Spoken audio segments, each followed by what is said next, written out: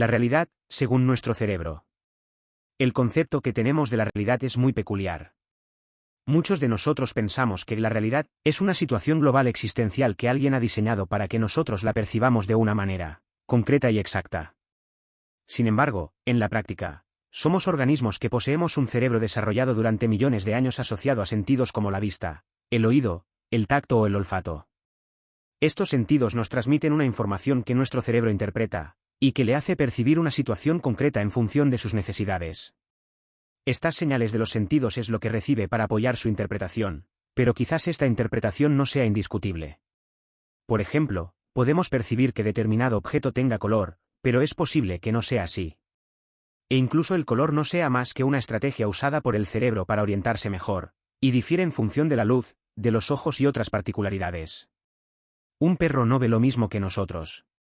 Es decir, elaboramos nuestra realidad en base a nuestras circunstancias, y luego daré ejemplos de ello. Pero también podemos alterar esta realidad mediante sustancias que alteran la percepción, que alteran nuestro estado nervioso. Como por ejemplo, una persona ebria va a percibir el mundo de otra forma distinta, y sus reacciones estarán perturbadas de la misma forma.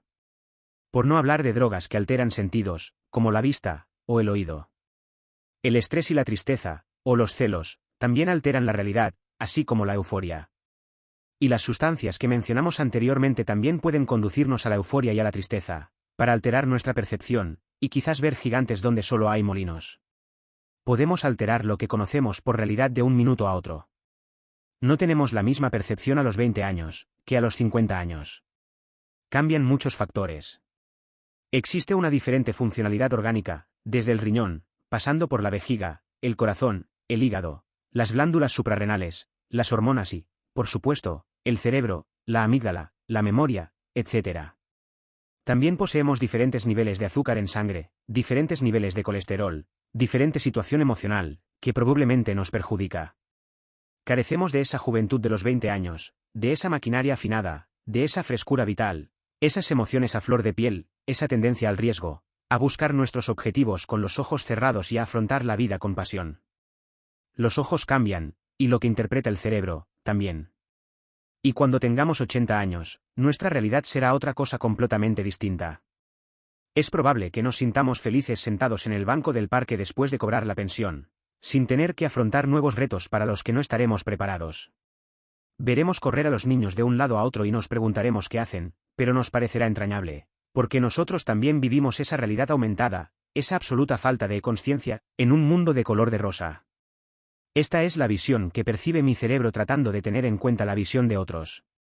Pero si me tomo 4 cubatas, tendré otra, como habría dicho el gran Groucho Marx. Estos son mis principios, pero si no le gustan, tengo otros. Nuestro cerebro es una caja cerrada que recibe información a través de una mirilla y actúa en base a esos detalles que percibe. Pero la verdadera función del cerebro es regir y coordinar todo lo que está dentro de nuestro cuerpo, nuestras funciones corporales. Habiendo comida siempre presente, y sexo, podríamos eliminar la interacción social y convertirnos en algo parecido a las amebas, porque el cerebro se limitaría a atender esas funciones corporales de supervivencia. Sin embargo, hay que buscar la comida, hay que buscar situaciones climatológicas propicias, hay que evitar las numerosas amenazas que existen a nuestro alrededor, y hay que estimular a los neurotransmisores del placer. Así que el cerebro elabora estrategias y acumula protocolos de actuación que no siempre son los adecuados en nuestra situación. Quizás los riesgos y las necesidades nos hacen ser lo que somos, pero esa es otra historia. No percibe la realidad de la misma manera el hombre que duerme en la calle, que el que duerme en un palacio, ni la mujer del 10.000 a.C. percibe lo mismo que una liberada empresaria neoyorquina del presente, o una mujer en un país radical islámico. La realidad entre un cristiano y la de un musulmán también puede diferir de forma llamativa en casos concretos. La realidad que percibe una niña de 19 años choca por completo con la que percibe su abuela de 80. Cuando hablan de casi cualquier tema. No percibe igual un enfermo de cáncer que un atleta de 100 metros lisos, no percibe igual un reo de asesinato, que el juez que le condena, ni el niño con respecto a su madre. Ni siquiera perciben la misma realidad un aficionado del Madrid y otro del Barcelona durante el Clásico. O un político de derechas o de izquierdas. Puede que nuestra cabeza sea una maceta, y según la semilla que le pongas, crecerá una cosa u otra. En resumen, quizás sea más preciso hablar de percepción de la realidad, que de realidad a secas.